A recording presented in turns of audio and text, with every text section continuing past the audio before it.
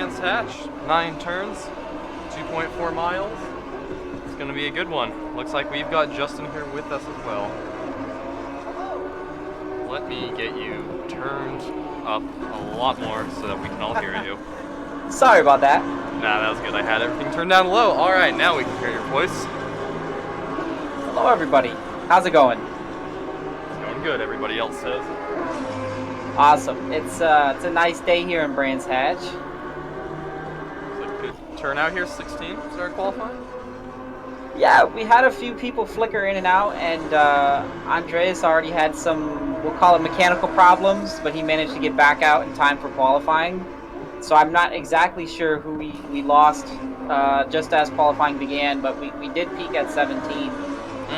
Well, knock on wood. Let's hope Lukitis can stick around this time. I hope so. He's been practicing hard. He enlisted the help of Jeff from the Sunday series and the Saturday series to get some extra help, and you know, he's been putting in the hours, so maybe he'll finally be able to get his chance to have a good one. Definitely. Well, he had the speed. In fact, I mean, if we're going off of who led the race last week, I'd say half the field is the favorite to win today.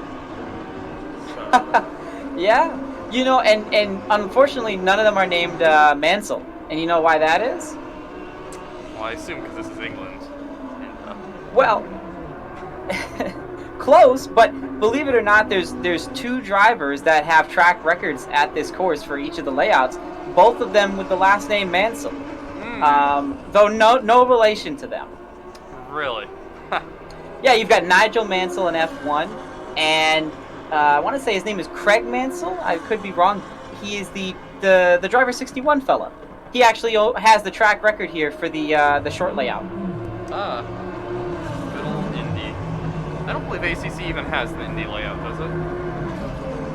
No, but it doesn't actually black flag you if you take the Indy layout. It just doesn't count the lap time. Oh, okay. Good to know. Yeah, so you could get creative and have some fun here. You know, speaking of tracks and layouts, did you see the teaser this past weekend? No, I did not.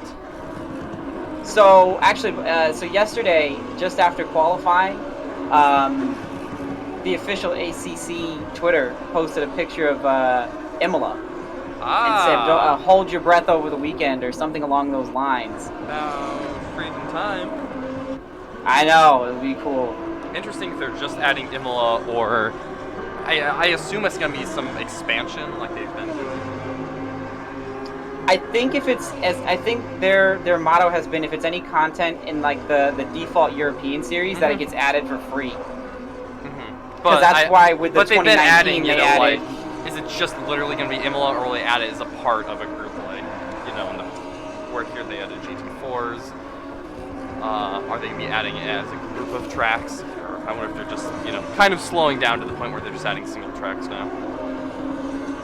I have a feeling that it's going to be much like when they went from the 2018 to the 2019, where Zandvoort and Zolder switched in the schedule, and so they just added it for free in an update. So hopefully, it's cross our fingers.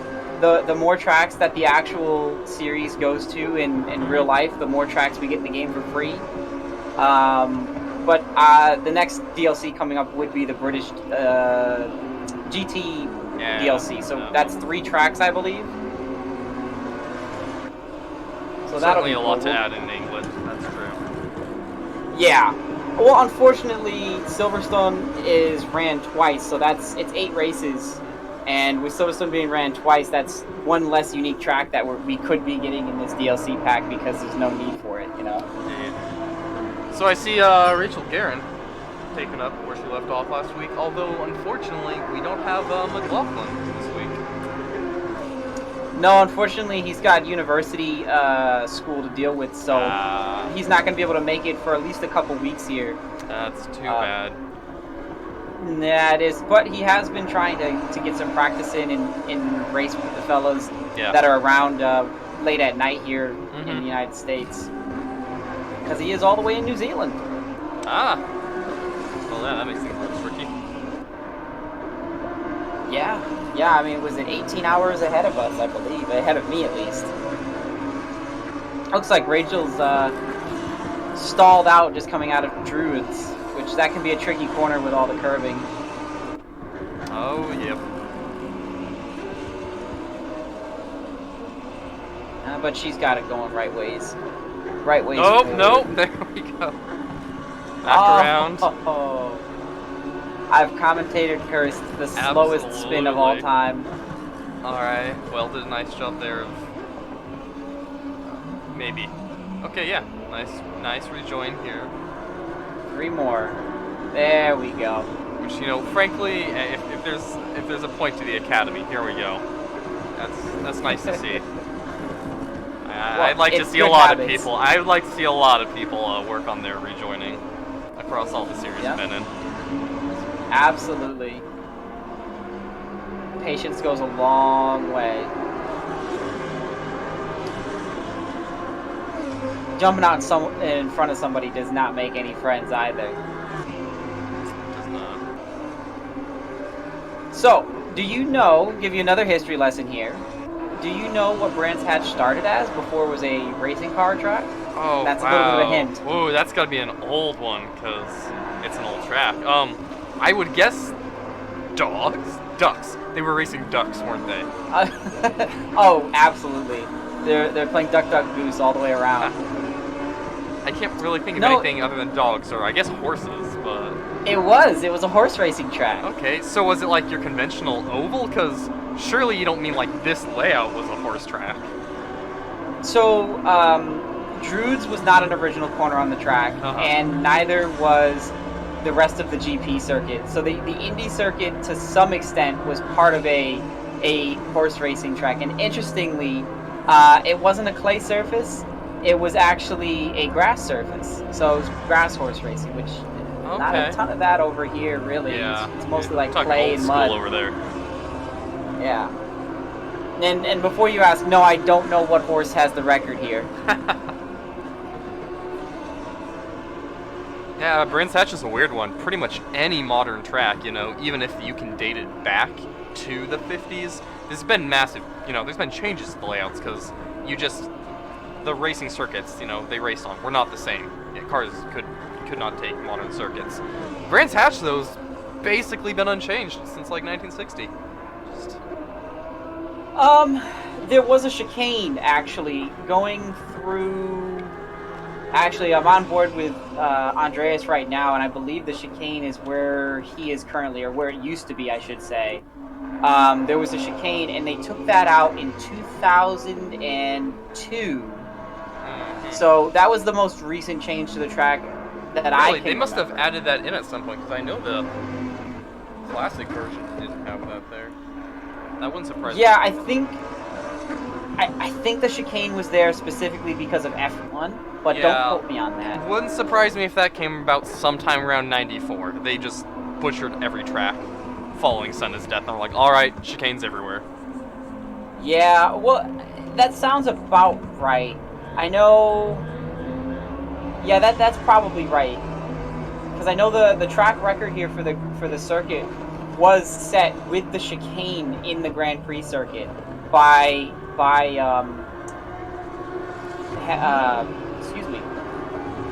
Mansell, in 86, I believe, during the race. So so he must have been flying if he had an extra set of corners in it, and he still got the track record. Indeed. Because I believe... Sorry about that. I believe the non-chicane track record, because they haven't raced anything quite as fast as an 80s F1 car here in quite some time, is only a 212. Or excuse me, a 112. You know, I see it right here. Yep, so the version originally in 1960 was almost exactly identical today. The turns around, I think, 3, 4, 5 or so after Druids was a little different. It's been reprofiled since. However, it was in 1988 that they added the Dingle Dell corner chicane. There we go, Dingle Dell. Yep, Dingle Such Dell a name. chicane. Oh man, they put that right in the middle of one of the fast turns. Yeah, it's reminiscent of Lime Rock. Definitely. Because Lime Rock's in my neck of the woods, and they definitely the classic version. You just swoosh, you go right up the hill, going up the backside, and now you have that gnarly chicane. I remember in 2000 and maybe 12, early maybe 13, back when Boris Sade was driving for Corvette for Wayland, he missed the chicane and just went all over the place, through tires and bumper everywhere. It was quite the incident. All right, looks like the chicane was there from 88 to 2003.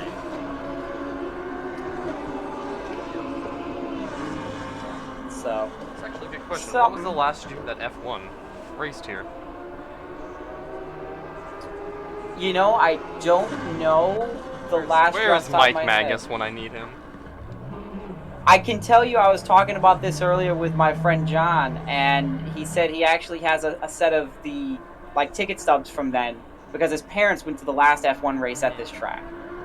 But I couldn't tell you. I would wager, I would hazard a guess that it probably would be sometime in the 90s, because they would have taken the chicane out after F1 stopped. That's my presumption. Because why have that ugly chicane in such a beautiful track?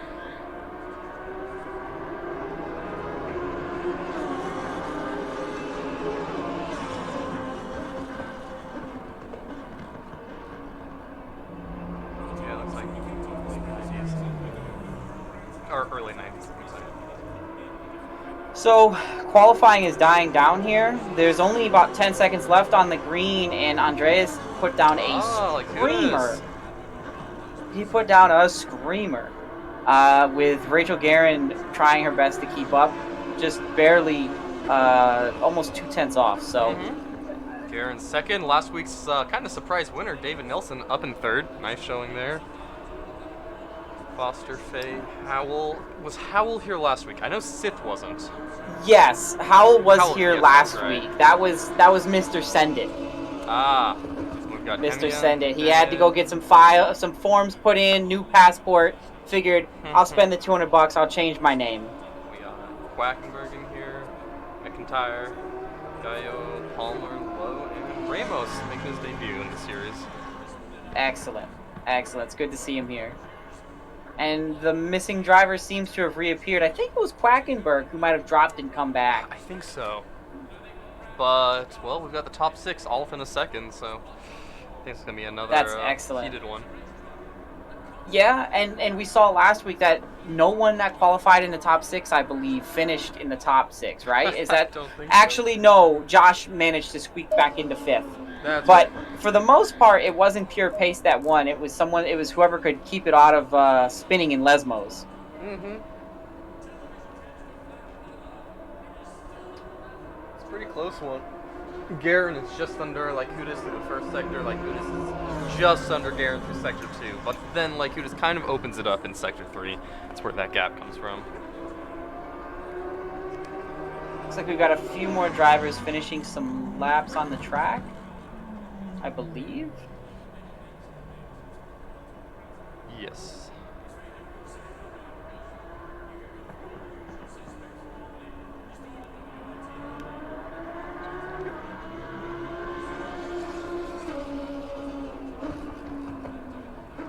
Yeah, it looks like Sith is finishing out a lap here.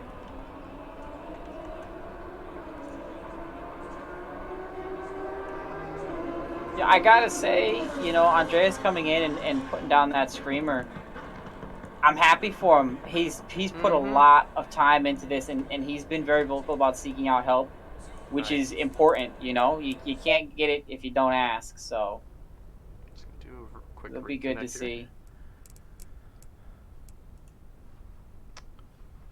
Darn, ACC director doesn't like to play nicely. Well, luckily we've got some time as the drivers are getting ready, adding fuel, remembering to take the grid.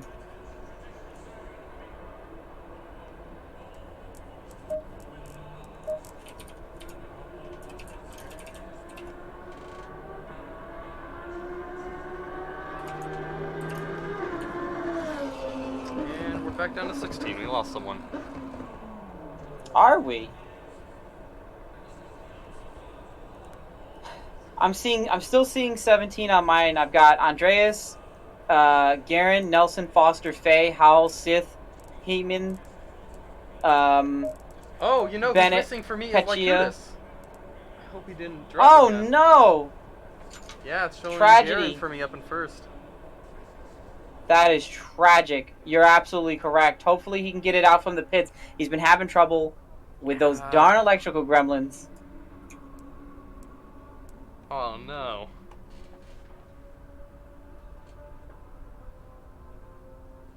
So if he can get back in and reconnect, might be able to start from the pits, you say? If he can get back in and reconnect, he absolutely will have time to start from the pits. If he can get back in and reconnect before the grid goes off, he should start from last without starting on the. That's on, right. the You can pits, just you can just join at any time. So even if he were to join midway through the first lap, there he is. He is back in. Awesome. So there goes that light. That you know. You can't change, you know, they don't let you change motors in cars without having to go to the back of the grid. That is true. Unfortunate, but happy to see Andres back here. It's going to be a... I would say that's going to be a fiery start from him, but, you know, hopefully he doesn't get a little too overeager on the start, you know. You've got the pace here. No reason to push it too hard. Especially with what we saw last week, where just about everyone... you know, take a spin at some point. Hey, if you can even start in last place but have it nice and steady, I wouldn't be too concerned. Yeah, I think you know, and sometimes last week we saw you didn't want to be first, so maybe starting from the back of the pack will bode a little bit better for him. Hopefully, he doesn't have any more of these dropping, you know, these dropping issues, because he really has put in the work to deserve, you know, a better finish than what he's been getting with all of his connection problems.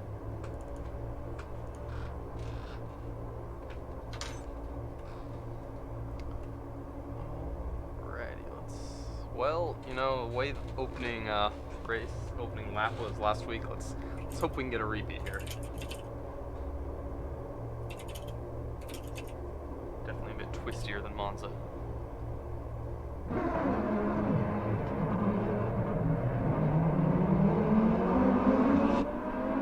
Looks like Juan Ramos is having trouble getting off the line. I'm not sure what's going on. Is something wrong on my end? Nope, I'm seeing him sitting there. No, he can't. It doesn't look like he's starting the car. Has he got a problem? No fuel? I think I hear it. Oh, there he goes. There he goes. All right, he's got a real flying start here. Up front, though. Yeah, I'm gonna have to make sure, see if race control can take care of any problems there might be. All right, we've got a bit of a messy start here, but looks like they got it sorted out at the last second. Anyway, Richard Garen takes the green, heading into turn 1.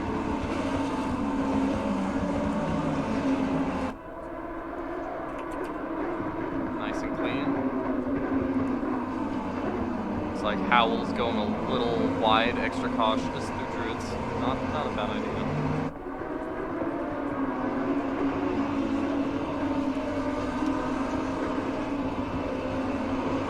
David Nelson looks like he opts Larry Foster up into second place, currently hanging on.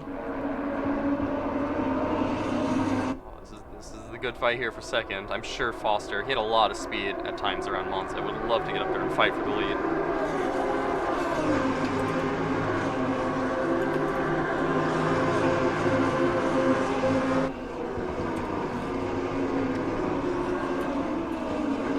Approaching the good old Dingledell Sheen curve. Really hitting those curves.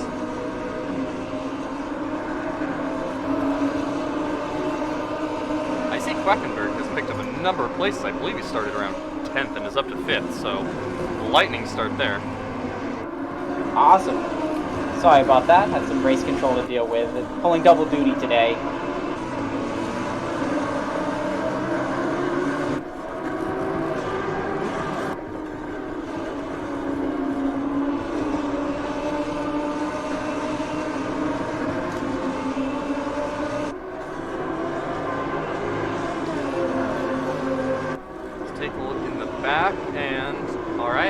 Andres Lucudis, I would say that wrong, is up to 9th, so great start there. Excellent. He's charging through. We've got a Oh, nice here he goes tight right pack up into of Druids. Whoa! A little contact, but altogether not too bad. You know, he definitely sent it. A little bit of rubbing, a little bit of he argy did, bargy. and to be fair, he needs to, you know, get a move on, and that was all things considered not too bad.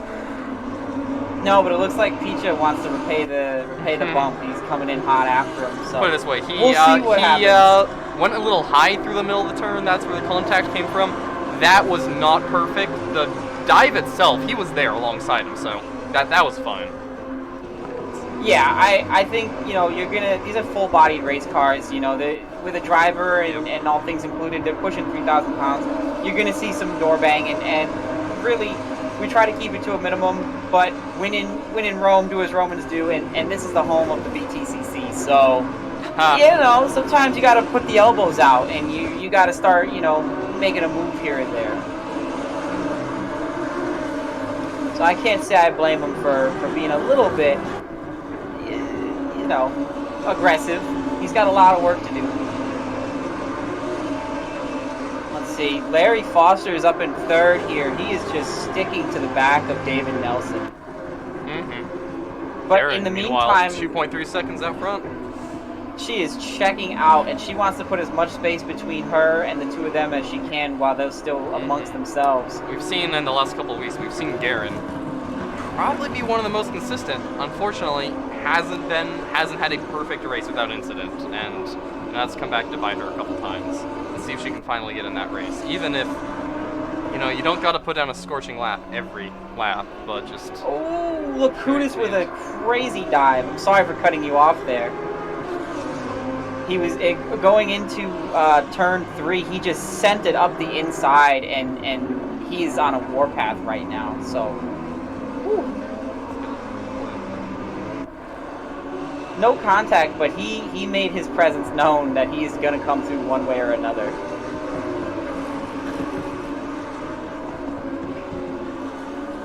And now he's got his sights set on Quackenberg. Oh, I saw you that pass. Just watching the replay of it. Yeah. Yeah, there's elbows out, you know. So this is quite the pack we've got here. Yeah, Foster's keeping it real tight for second. In fact, he might be getting a nice run out of the final turn here. Let's see what kind of braking we see in this here corner. There's a couple different lines you can take. This is a weird one to try and pass into. Oh yeah, definitely more. But they get so much grip. Yeah, you get so much grip coming down to the bottom of that corner where all of a sudden it hits you real hard, and you know, side by side can get a bit sketchy.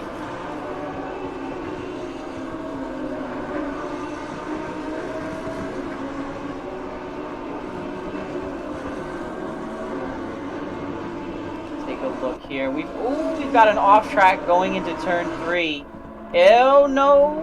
Careful with the rejoin, please. All right. Quackenberg, he went wide. I think he caught a piece of the grass, and very, very nearly took Palmer with him when he rejoined.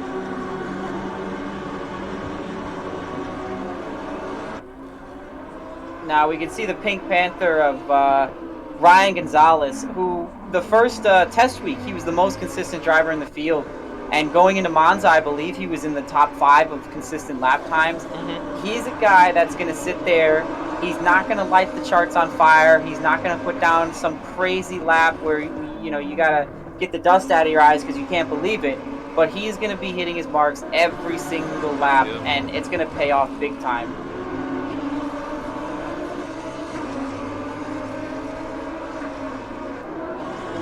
Looks like Rachel's checked out fully, but Larry has not relented on Nelson. He's going to have one heck of a drive here to keep Larry behind him.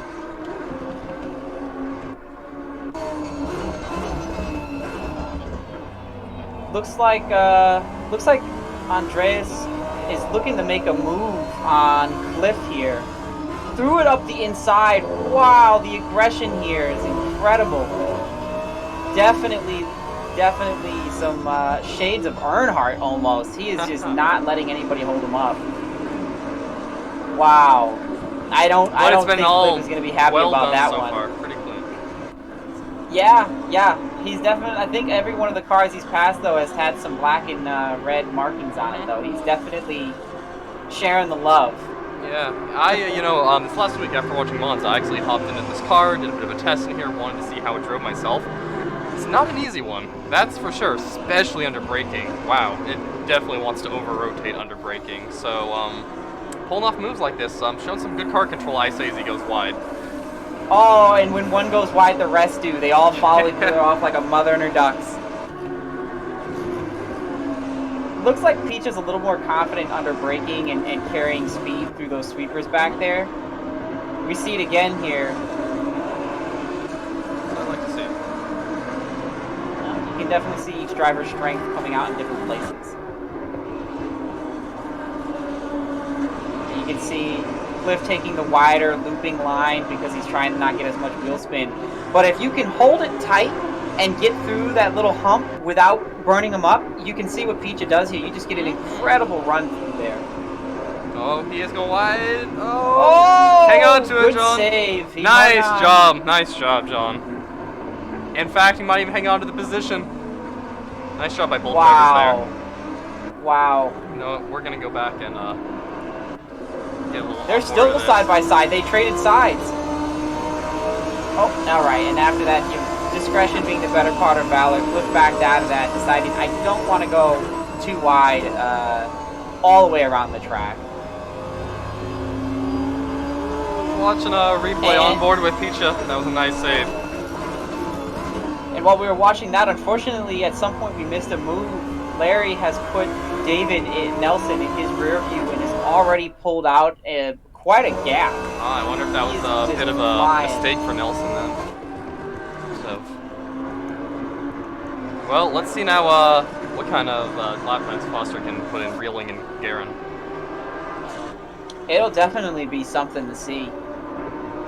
Although Guerin is just checking out. She's the only driver right now that has hit a 29 on race fuel, and she has been in the 29 since the very start. So she is not worried. Hopefully she doesn't overdrive the car and burn up that left rear, because drivers and teams were complaining all week. The left rear tire was just too hot she's to handle. pushing. Watching her exit Druids here. Sliding, having to catch it. Yeah, if she overworks it early, she might run into some trouble later on, because this track is 30 minutes to go, no pit stops. Yeah.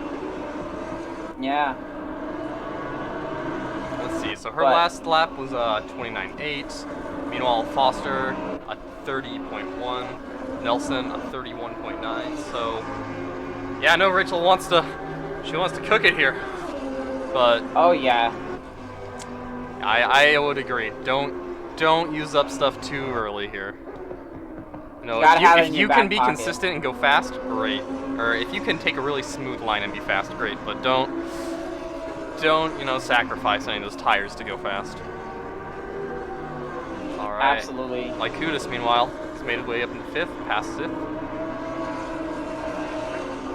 And his last lap time was 30.3, so not quite there with Guerin, but up with everyone else.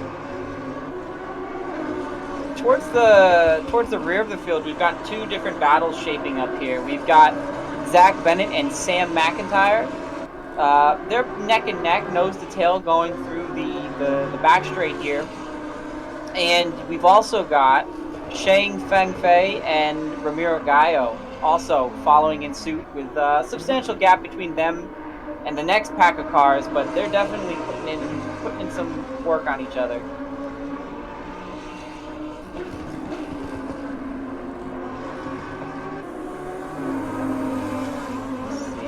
And Palmer are still going at it as well. So we're starting to see where the rivalries are coming out, because there's definitely a couple different sets of packs of drivers, and they seem to find each other week in and week out. And we'll say 2.5 races in because of the test session, it's looking to be pretty interesting.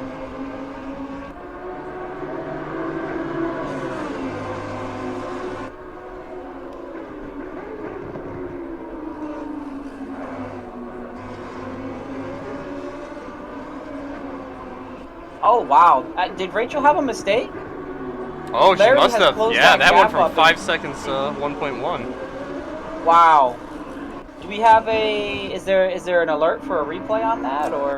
It didn't cause an incident, so no. But let's watch the last 30 seconds, see if we can catch anything. Ooh, no, it must have happened before that, because at the start of this, I can already see Foster on her tail. Wow, that's not very lucky. But no, but Foster, meanwhile, has been very consistent so far. Was very patient for that second place. Oh yeah. We might be in for a really good fight here, especially if Rachel's really, overheated things early. We'll have to see how it goes.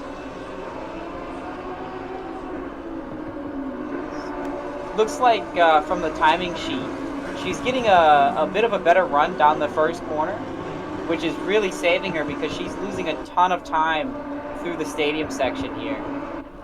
Getting out onto this back straight, she's just hemorrhaging time. I gotta tell you though, from the start of the shakedown to even midway through the second race, there is already... These drivers are clearly more comfortable with the SuperTrofeo. Oh yeah, they've been putting in tons and tons of hours. We've got a white car warning. We've got someone off in Dingledang? I can't quite make out who it is. I can just barely see them on the edge of the camera. It might be Zach or Juan Ramos. Oh, and Rachel has her slide off. No! Oh, no! That is Lesmo all over. Oh no! Well, oh my sits goodness. Here. Let's get a quick replay. Let's see exactly what happened. Oh, she's trying to get it off the wall and get it going. Unlucky. You just run wide a bit and... that's just...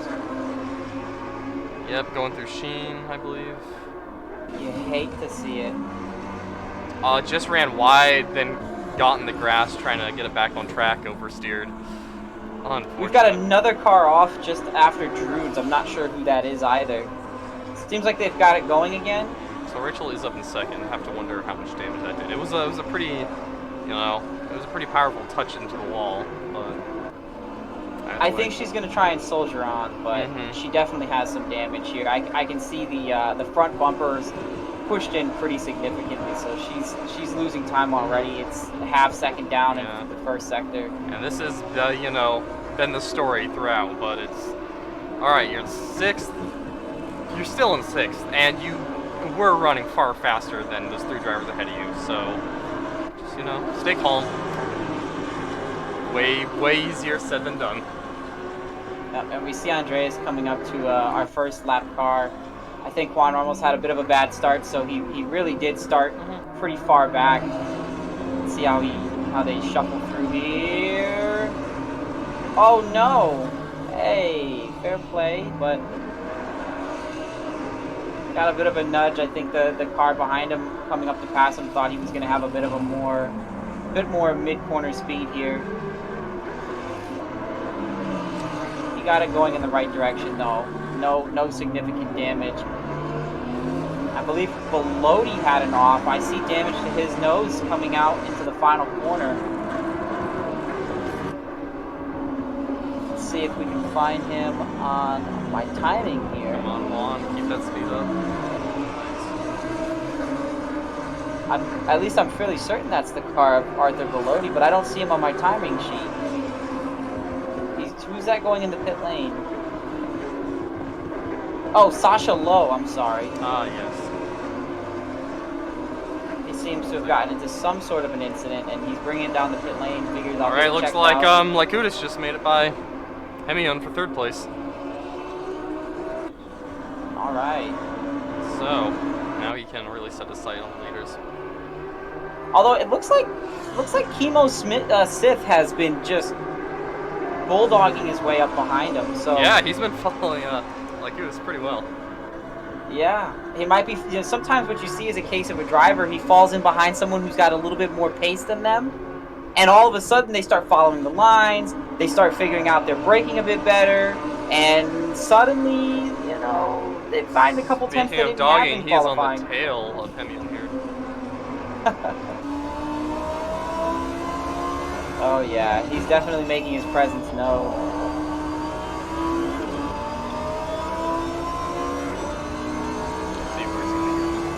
I suppose the conventional thing would be stick close through the final turn through Clark, you know, get a nice run out of Paddock Hill, and then dive into Druids. Unfortunately, I don't think that's going to happen. He got pretty loose. Yep. Couldn't quite keep it tucked in against the inside there. No. That is, I mean, turning into Paddock Hill Bend is, it's just a gut feeling because it's such a weird blind entry that you just kind of have to have a rhythm and know when you turn in and hope that you get it right. Oh yeah, I mean it really reminds me of the corkscrew at Laguna Seca. You gotta trust it, and you gotta find some weird marker in the background that doesn't ever leave. You know, a tree. Been maybe. there probably 100 times. I'm still trying to find a marker around there every time, searching for It's something. so difficult. Well, with the corkscrew, there's a famous tree that's shaped like a Y that you want to follow through. Speaking of famous trees in motorsports, another good example is at Snetterton. There's a tree that looks like a man cheering, and so it's been there for decades. I've got a pretty old mod for Snetterton, and it's just like a big green flat land because it's pretty flat around there. But they made sure to put that tree right in it. Yep, and we can see that Sith managed to get around Cliff, and let's see if he can get the distance, or if Cliff follows suit and just find some time chasing him. Let's see, currently, now that Larry's out front, he just set the best lap of the race with a 1:29.421. Wow, I think he took 2 seconds from Nelson in that lap. Oh yeah, and he's finding time going through Druids. He had a little bit of a bobble following Druids, but going down it, he was up another quarter of a second, and you know, he might have just found something. Yeah, sometimes no one else is just even hits that breaking momentum. 30 seconds here. Foster's down at a 29.4. Let's see, how is Lying out there. Andreas' time looking? He's still sitting at a 30 flat. He's cracked into the 29s, and so is Sith, actually. Sith has the second fastest lap time with a 29.7, so any of these drivers are just ready to pounce if Larry makes a single mistake. Oh, someone in front of our leader has gone off the road. Oh, no, no, no! It looks like Larry, I don't think they rejoined in front of him. He just took kind of a weird... Let's get a little replay of this right here. And while you get that going, Andreas had a couple wide spells there, and Sith is all over his back bumper. Let's take a look. Riding with Foster. Approaching the old Dingledale and Machine. He sees a car sitting there, and oh no. Not a great rejoin there, unfortunately. Kind of forced Foster to run off track and scrape the wall. He did an admirable job of avoiding heavy damage, though.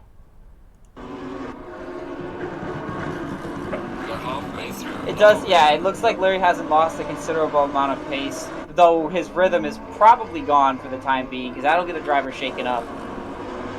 I'm not sure who that was. It might have been Quackenberg. It looked like a black card, but I think it was that dark green card. Okay, I was going to say, Quackenberg is a little ways behind Larry, so it's entirely possible, but I wonder what got him shaken up to run off like that. Well, you know, I've actually got to replay the incident here. Let's see if we can catch it. Oh, it looked almost identical to Rachel's incident. Same turn, little wide, clip the grass on the outside, and then just nose on into the inside. Oh yeah, that back left tire gets loaded so much around this track that it generates so much heat. And, you know, sometimes you go there expecting it to have a little bit more grip, and it doesn't. Suddenly you're pushing out an extra couple feet, and those feet turn to inches, and as soon as you get right to that last inch, you're gone. Here. Going through Graham Hill Bend. I'm not sure who that was. Yeah, there's someone stopped in the straightaway on the back as well. Starting to get a little messy out there. I think. Oh, it looks like Quackenberg's off again, but he might just be taking very safe evasive action for the cars going by him. Very safe action. Pulling into the pits now. Okay, it looks like he has some front end damage. Definitely some damage. We'll have to see. You know, it's always exciting to see who manages to really take care of the adversity of having a, maybe a bad first half. Oh, meanwhile, Andreas is in the pits. Yes, I don't remember seeing any damage. Maybe low on fuel? The same thing that caught out McLaughlin last week, perhaps? That's incredible. I don't know what happened here. It says he's in pit. I don't know if he's getting anything. Just sitting there in the pits. Yeah, he has I'm not seeing any incident report for him either, and I don't know. I don't know. He could have had a minor drop, and it sent him back to the pits, and now he's reconnected. I don't know what's going on here, but now Larry's only competition is going to be David Nelson and Chemo Smith. Smith, though, up to third. Smith, I'm sorry. Hemian hanging on to fourth place, nice, and Garen has worked her way back up to fifth with some of these incidents. Oh, yeah. I love that. Oh, really? She's back up to fifth.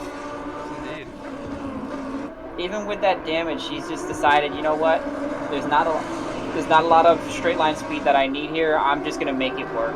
Yeah, I don't know if it's the damage or just tore up the tires too early. She's definitely not on the same lap times as she was before. Not bad. No, 31.7 is not too rough, but it's definitely not the pace we saw earlier. Yeah, Peach is just growling up behind. Oh, well. There he spins, and I think Andreas is retaking the track. So something was going on with him. So that's the second time the now track. Peach has lost it through there, and that one wasn't quite as clean. But he did keep it off the wall, and yet another nice save. Yeah, Andreas is back on the track. I'm not sure if he ran out of fuel. You know what it might have been? It could have definitely been a fueling issue because he got to the grid late because You're he right, dropped, considering so he dropped at the end of qualifying, hurried out onto the grid for the race, might have still been running low fuel there. And the tune that I had provided as an example tune, instead of setting it to the exact amount from track to track, I usually, for testing, I try to set it to about half a tank, and he would have dropped at about the 20-minute mark, so that very well could have been the case. He might have only gone out with about 40-45 liters of fuel, and that can come back to haunt you. So we'll see what kind of charge he can have. He's just had all types of adversity, and it's so unfortunate because just how hard he's out there practicing. Speaking of drivers that practice hard, Sam McIntyre, that guy is out every night just putting in time, lap, asking me and everyone else he can for help. And I don't believe, and commentators curse is coming because I'm saying this, don't believe he's had an incident this race. And, if he can just keep it forward, he could be, like Ryan Gonzalez, just sitting there in the hunt always because he's just keeping it safe.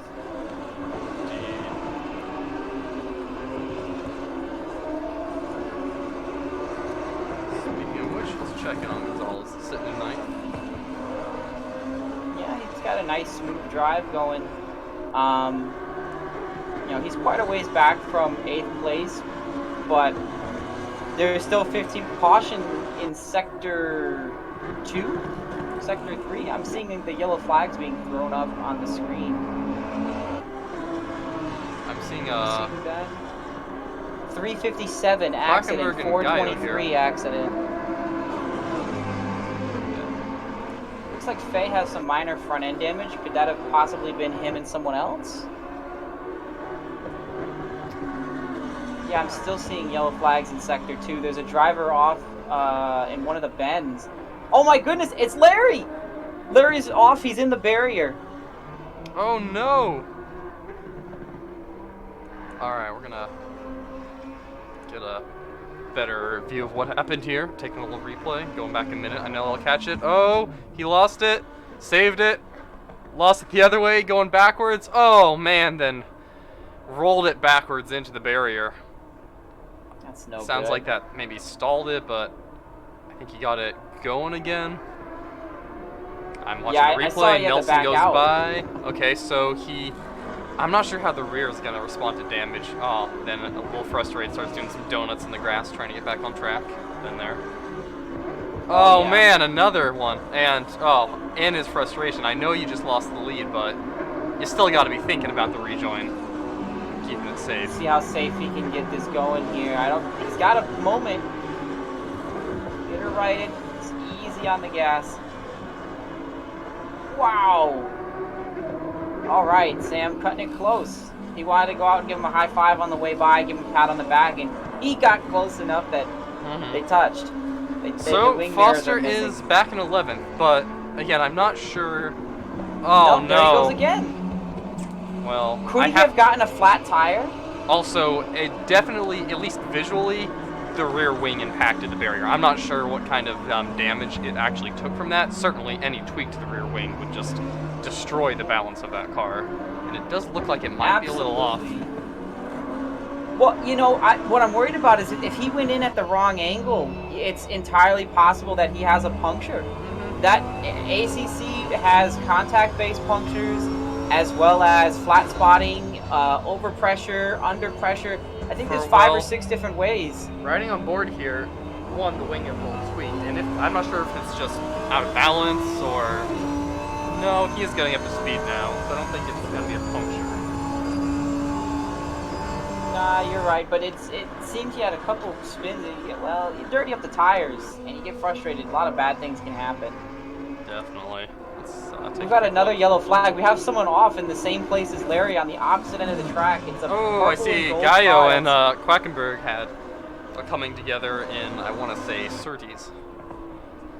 That was actually Quacken. Was that? What? It was Low. It was Low that I saw facing the wrong way. He's got it righted again, and here comes David Nelson, the leader. Hopefully he's got the car back under control, because we hate to see some leader on blue flag contact. Once again, you know, that first position curse sitting heavy, but Nelson only had to hang on for 2 laps last week. Let's see what he can do this time. Yeah. Let's see here. Although I don't think it's going to be a problem. I've raced a lot with Nelson, and mistake prone he is not. He very good at staying consistent. All right. Low really got out of the way. Puts it in the kitty litter. Hopefully Sith doesn't have any issues coming up to him. He is chasing the leader. He's only 1 corner behind. Yeah, it's going to be interesting. And Sith has had more raw pace, but I'm not sure what he has left in the tank. He had a 34.6 last lap, so maybe he got the car a little upset and had to back it down heavily. Although, looking at the lap times, I think these drivers have really overcooked that left rear. I'm seeing the fastest lap set last lap by any driver was only a 31.2, and he was the only driver. Howell was the only driver in the 31s last lap. Every other driver, 34, 35, 33.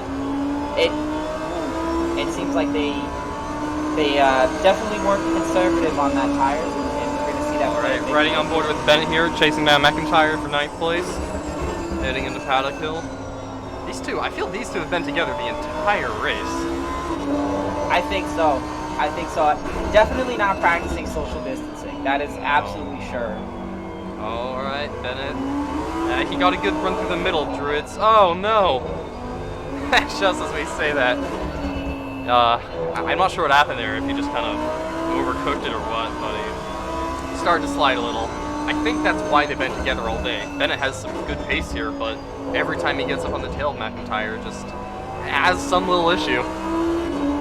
I almost wonder if he's not prepared for the little bit of wash. These cars get a little, they get a little soft in the front. They get, or excuse me, heavy in the front when you're up behind somebody. So it very well could be that.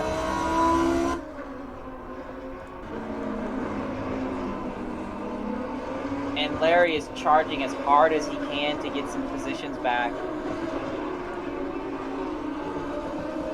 Did he pit? I don't remember him being 13th. I thought he rejoined 11th.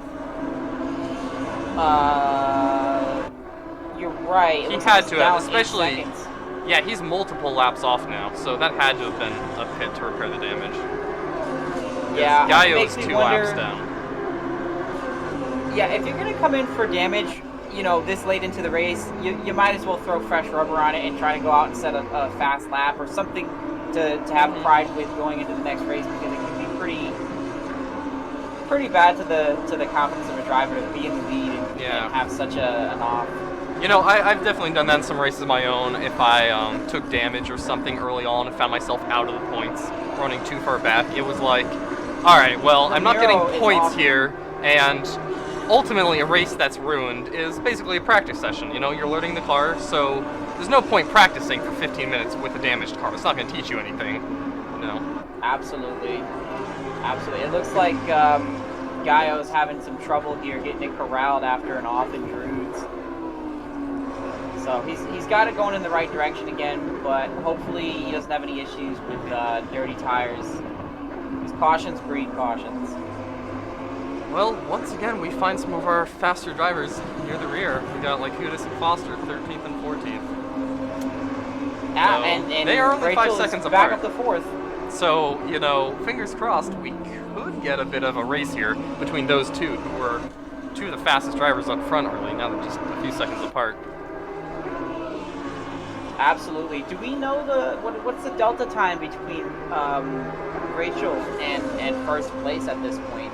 There's only 7 minutes to go, and I think she's about 19 seconds back. Yeah, 19. It's a shame.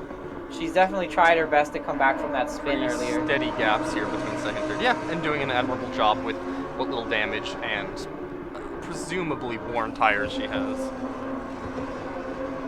Yeah, she's definitely, you know, her last lap was a 31.9, which, considering a lot of these drivers here don't have damage, they seem to be really falling off pace. So it looks like Nelson has not only remained steady, but starting to pull a little away from Sith. I think when he took over the lead, he was about 5.5, and now it was wavering between 5.7 and 6 seconds. Yeah, I wonder if Sith has decided to start going all out here, and he might be pushing a little bit harder in the Druids. He came in the Druids up, believe it or not, 3/4 tenths, and he just overshot it. And in case of overdriving the car, you know, it comes back to haunt you. Who is it here that Foster has been following? The yellow car. The yellow car would be Faye. No, That's not the that only yellow yellow car that one. I know It's like of. a gold car. Oh wait, Cliff. you're right. Cliff is the mustard color, the Dijon. Yes, it's been Hemian. Okay. That makes sense then. I was wondering, kind of like, why was Foster not making a move on him? But, you know, when you're in 13th and you're chasing the guy in 3rd, even if you have more speed, you gotta be respectful.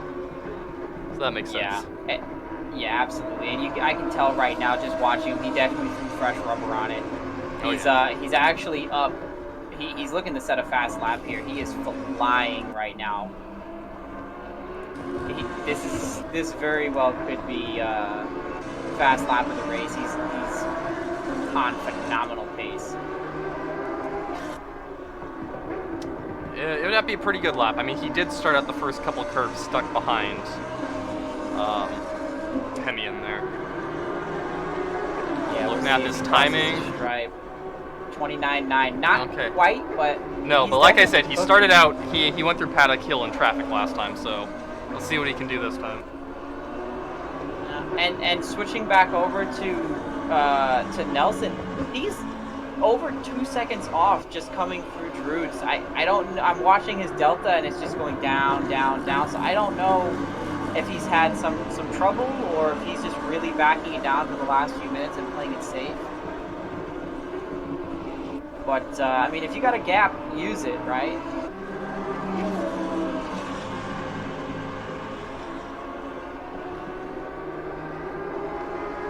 Definitely leaving the door open for Sith to find that little bit of pace he needs. Actually, speaking of, Sith is in sniffing distance now. Something's going on here. Oh, Sith has run some good laps. A 30.5. Oh yeah, and yep. you can see just over the horizon of his dash. Oh wow, he's cut that gap in half. Then. Oh yeah. Nelson is stuck behind someone. You know, I think that might be Ramos, and getting stuck behind traffic through that half of the track, I don't care how much faster you are, is never a fun thing. No, and it looks like Ramos lifts a bit and just lets him go right by. He did, Very but clean blue flag overtake. He let him by there, but I'm actually happy to see Ramos. I don't want to say put up resistance, because that's not your role, but he stayed on track and carried some good speed. Absolutely. You know, blue flags are a... Some say they're just a suggestion. Here at ESR, they're a little bit more than a suggestion, but absolutely don't ruin your race for the purpose of just a... And more importantly, if you overreact and, you know, think you're doing the safest thing, that's not... Oh, speaking of which, oh boy, coming back on track. I think that's Faye. That is Faye. Right Faye in front of our leaders. Man, Nelson's just dodging mines out there today. He's out here playing Minesweeper. You know, I never could beat that game, so hats off to him. Though it looks like he just... But I think he's just out of his rhythm, and Sith is all over him. Maybe he was saving a little something for the end of the race. Oh man, Sith, yeah. Flying suddenly. Oh, did you see it? He got a little squirrely there. Toe tapping. Watch out. I think we're in for a phenomenal last 2 laps here. Alright. Can he set the move up, and can he get it done cleanly is the question. Absolutely. I'm not sure if it's just the tires have fallen off, but you know, Nelson's definitely gonna be playing the blocking game here, because at least on raw pace, it looks like Sith has him covered at the moment. Absolutely. Whoa, Sith, another bobble. He's keeping it straight, but he's definitely got a bit of the shakes. Oh yeah, come on Sith, keep it under control. Oh, that is suddenly a massive gap with 2 laps to go.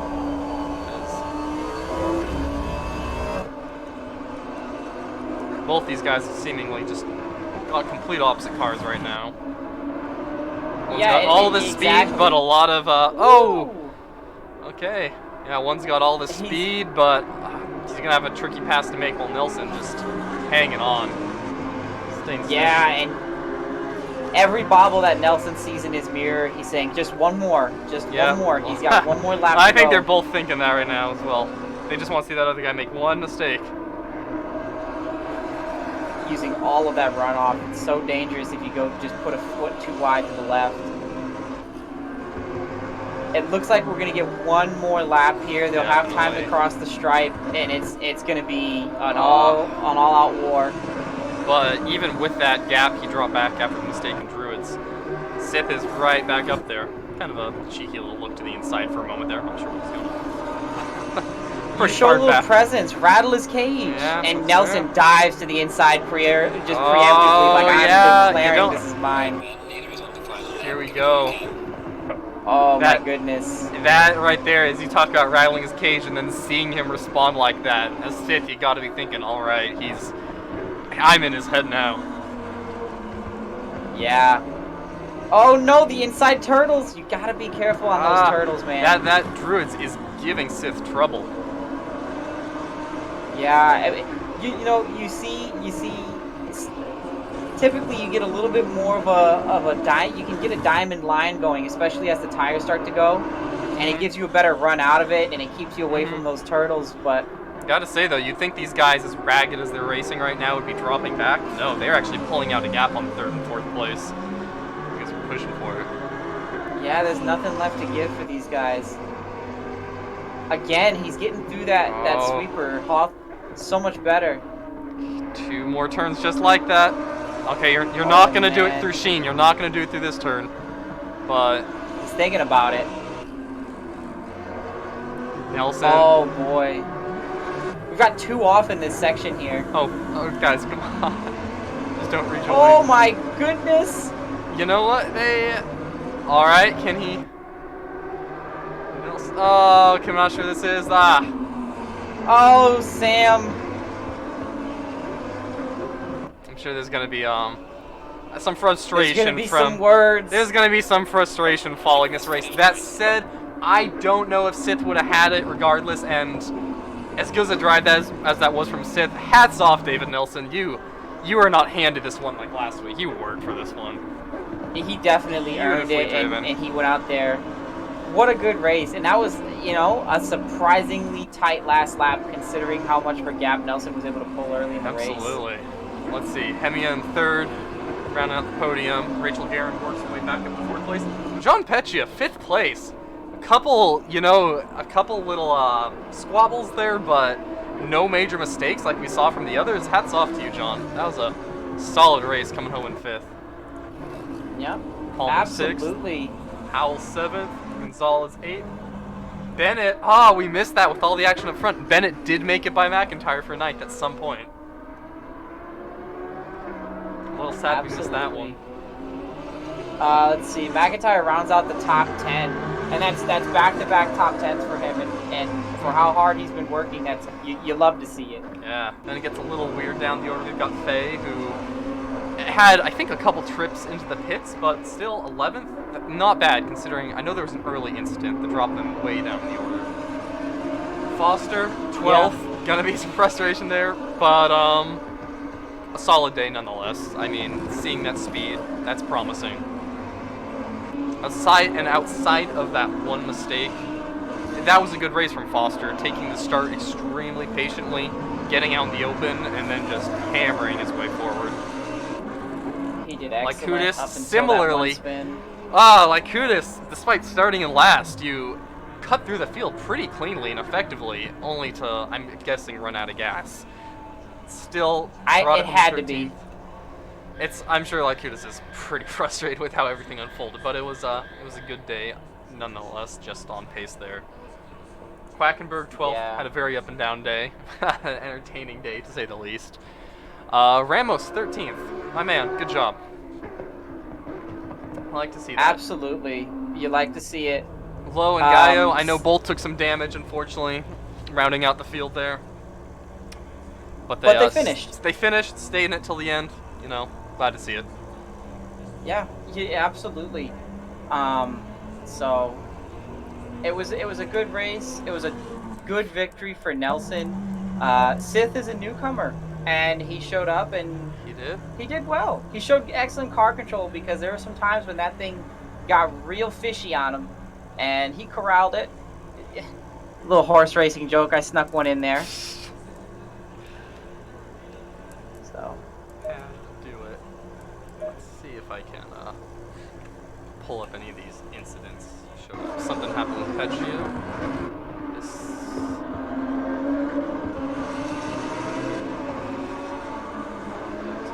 getting out of the way of Sith. Do you have the data for who happened to throw up the fastest lap that race? I'm just curious. I should be able to get it here. Ooh, there was an incident between... that was McIntyre, who went wide and then got hit. That's what we saw going into the last lap. I know. I saw there were two off there, which is kind of an uncommon spot. Yeah, well, McIntyre had rejoined, and it wasn't a bad rejoin. Unfortunately, the driver coming behind him, they just made contact going for the same spot. As far as, let's see, best lap. Oh, yes, Nelson. So Nelson had a 30.1. Very consistent throughout the day. Let's see who else we can find here. Who was the other fast one we were looking at? 29.8. Oh, yes, Foster in 8th. Well, showing 8th now. Ran a 29.4. So never quite reached that on his second stint. Never reached the same pace we'd seen early in the race, but nonetheless, 29.4. Gonna take the fastest lap of the day. Like Kudus ran a 29.8 right on his tail. Oh yeah. So the tail of this week is the same as last week. We ended up in a situation where most of the top three that we really think have that pace to be true natural born killers just they looking for that extra bit of speed and it costs them. And well, with Andreas, it's a bit more heartbreak than that, but it's really unfortunate. It's whew. Indeed. Hopefully, maybe going through this next week of practice into the next race, It will be all about trying to understand race pace and backing it down a little bit and finding how to find that safe zone where you just don't have a slip up and sacrifice a little bit of speed. Let's see if anyone there wants to hop in, give us some words. Oh, absolutely. Would love to hear from Nelson, possibly Sith, Foster. Pretty much anyone. I'd really. love to hear him. In the meantime, while we wait for that, oh, hello. Hey, this is Larry. This is Larry. Yeah, here we go. Just go ahead and throw out the hammers and everything at me for the spin. We're saying you did such a nice job at the start of the race staying patient, and then really once things started to clear up, just put the hammer down and get your way up there. What exactly happened? It looked like I'm trying to remember what happened there on that spin. I think I either touched the grass or I was starting to get a little graining on the rear tire. This thing for me has always been everything's fine, and then whoops, and then oh damn. Yeah, there's always that one lap where everything goes wrong and you have to kind of baby it and everything comes back to normal again, and then you're fine for like 10 laps, and then whoops, what was that? And then oh damn it, not again. Yeah, we saw a lot of people looking like it was just the rears were falling off today. I didn't have too much trouble with temperature, and I was watching it, just glancing down every so often, and I was just totally concentrated, because when I was following Nelson in the beginning, it really felt like I was absolutely clued in with the car. That's all there was to it. Also, I really wanted to know what did you take any damage to the rear? Because we were kind of speculating on that, but then you did pull into the pits. Yeah, at first. Well, I've got crew chief and the spotter in the game, and the spotter in the game said you took major damage in the back. Crew chief says, it's just a little arrow. And then when I finally got it straightened out, and the next corner I hit, it was like, uh-oh, something's broke, because the car just whipped around on me. So I babied it around until I got into the pits, and it was like, finally, fix the car, okay, fine. Yeah, did you throw on some new tires as well? It was perfect. What's that? Did you throw on any new tires while you were in the pits as well? I think it switched to, because I think I was using set 4 and I went back to set 3, which was one of the ones that I had knocked like 5 laps off of. And I have noticed that with the brand new tires, everything's fine for the first 5 or 6 laps, no matter what you're doing, either testing or anything like that. And then after about 5 or 6, it's weird for 2 laps, and then the tires come back again. And that's something as the tire normalizes. It takes a second. Right. And the thing is that's one of the things, like with Eris, when we're watching some of his videos, he actually says that the Pirellis were designed into the game to do that. Everything's good, everything's sticky when they're nice and hot, and then it falls off. It kind of, I wouldn't say grains, but it kind of acts weird, and then all of a sudden it starts to come back again, and they said, like you said, Justin, they normalize. Yeah. That sounds about right. We're flying, man. That's for sure. Yeah. Got Mr. Nelson in here. Wow. Well, unlike last week, you didn't just luck your way into the lead. That was a fun ending to the race. Yeah. Nice job there. We had a little back marker fun. And then, the last 2 turns got a little messy. A couple of squiggles and mistakes of my own. I had to kind of refocus and get back to it. Woo! It's about who makes the mistakes without hitting the wall. No shot at you there, Larry, but that was fun to watch for sure. Great fight there at the end between you and Sith. Yeah, it was, man. That was good. It definitely had me sweating in my seat there at the end. So. Well, I can tell you, Dave, chasing you in the first couple of laps, I felt like I was actually connected to the car. Just being able to follow you and trying to figure out where you were and where your braking points were, that is the most, I'll just put it this way, it's the most real I've ever felt like I'm racing in this game. Nice, man. That's good. That's awesome. Great. That's and following him is a pain in the butt. Because it's not like he tries to make the car wide, but this car, on that track specifically, I found that it races great on the line. you get a little out, and it's that there's that little wiggle factor you got to figure in, Yeah, absolutely, man. If you're off that line a little bit, you are definitely compromised. Oh, Justin, one thing to mention, and I noticed a bunch of the racers were doing this. As you come.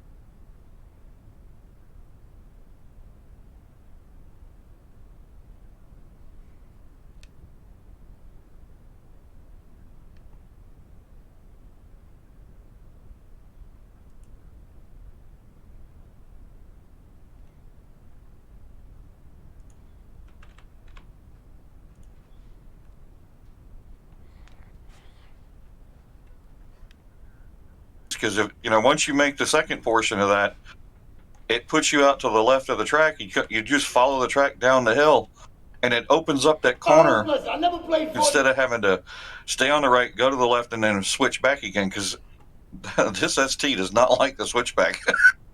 No, you can really get on the gas, be well before you're into that turn too. With that banking there, you just got to trust it's going to stick. You certainly have to feather the throttle a little bit. You can't just punch it, but right. But yeah, you could certainly carry a lot through there. Absolutely, there's, I think the first track Monza is a good example of how important it is to just be slow in, fast out. Right, it's a relatively simple track as far as the concept: slow in, fast out. Now doing it's hard, but that's the concept because the long straights reward that. Then we come to Brands Hatch, and I said this going into it last week that we switched to a track that's about understanding how elevation affects a car, because you've got these sweepers, you've got these hills, and I mentioned it in the lap breakdown video that whenever there's a high compression on the suspension, it changes the way the car grips. For a split second, when you hit the bottom of turn 1, all of a sudden this car wants to grip up like an F1 car because all the weight of the car is just smashing into the earth when that hill stops, right? Yeah. And the same thing going up that hill that we're talking about there with that right-handed kink. You hit that hill, the car is smushed down into the ground, and all of a sudden she wants to just turn in and get pointed for that apex real early like. And so, a little bit of a different flavor. Next week's going to have a bit of a both here because we're going to Zandvoort. So you're going to have some twisty bits and you're going to have some high-speed bits, and we're going to see how it all gets put together. So, oh, good. I'll be out of town for the track I don't know. Perfect. Oh, man. I'm going to miss next week, but... that's all right. That's all right. Make what you can. Yeah. I can't say I would trust a controller, a laptop, and a internet connection in Cozumel. So, but I'm excited for Zandvoort. Larry, have you had any practice at that track before? I have run it quite a few different times with GT cars, but I have not run it with this. Well, you're in for a wild ride, that's for sure. That downhill right-hand sweeper, it's going to be fun. It's going to be fun. Well, that's going to be the Lesmo corner where everyone spins. That's going to be the same corner. Unfortunately, like where you had your spin there today, there are a few people that had that spin. That big downhill right-hand sweeper after the uphill part with all the swishy swashies. I'm telling you, that's going to be the thing. If you run an inch too wide there, shwoof, you're gone and you're going nose first into something. Mm-hmm. So, fair warning, I'm saying it now for anybody listening, that is going to be the corner that decides if someone is going to have a good race or a bad one. Well, let me ask you a quick question with this setup thing that you sent, because I tried your setup, Justin, and I know that you have your driving style, I have mine, and everybody else has theirs.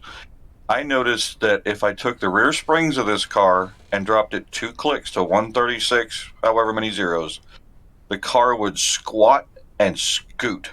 I had very little issues with the car becoming twitchy, say mid-corner to exit, or a lot of times I was getting it where if you come in too hot, you get the back end to lean, and it wants to slide around, and then it does the slow spin. There's other times where you get into the corner, everything's fine, and you step on it just a little too fast, and all of a sudden the back end squirts out, and that's with the higher spring rate. I actually had 136 on the wheel rate in the back and 0 anti-roll bar. So the changes that I had made going in for this track from the default tune, the issues that I had with it personally, with the way I was driving it, is I was getting what's called rollover oversteer. So if once the rear gets too soft, the car kind of wants to roll over on itself, wants to roll over on the sidewall, and I personally had that issue. And I tried I was talking to Sam about this in a practice session when I was kind of getting the car ready real early in the week, because he's the earliest bird.